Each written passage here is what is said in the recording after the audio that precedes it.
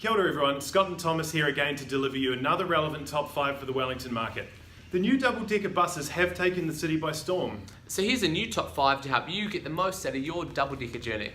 We'll start this off with tip number 5, riding up top. Make the most of this new perspective by gazing out at things you never thought that you would see. However, I do have one gripe about sitting up top. If you're heading upstairs, look at the number of seats on the neon sign. If it says 0, stay below. No, you know I've always been a bit more of a risk taker, Thomas, and I want to get upstairs and see it with my own eyes. Oh, look, Scotty, I'm more of a letter of the law guy. 0 means 0. We'll have to disagree on that one, Thomas. Look, there are a few things that I won't take a chance on though, and I do draw the line at tip number 4. Do not talk to the driver. I wholeheartedly agree, Scotty. The driver is there to do a job and do it well. The yellow line will provide guidance in case of any confusion. Do not cross it.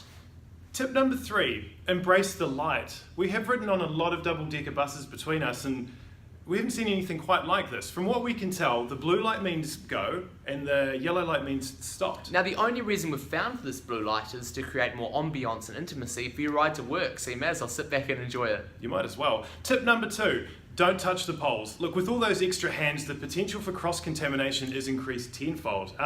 What I like to do, Thomas, is I like to put my arm around the pole and put my hand in the pocket. It increases the stability through here, and it means that I'm not going to catch any of those germs as well. You don't want to lean in too far though, Scotty, because that's someone else's personal space, and making eye contact, an absolute no-no. Yeah, look, if you're not feeling confident at this point, we do recommend taking some hand sanitizer. And number 1 on our list is timing. This skill requires the ability to multitask at a very high level. Yeah, and if you're anything like me and you are bold enough to sit at the back of the bus, I don't need to tell you how important it is to make a strategic exit so that you can disembark on time. Have your snapper ready, your coat on, and your bag held. Any delay and you run the risk of not only missing your stop, but raising the ire of your fellow passengers. And that's our top 5 tips for driving double-decker buses. If you have any comments, feel free to comment in the section below.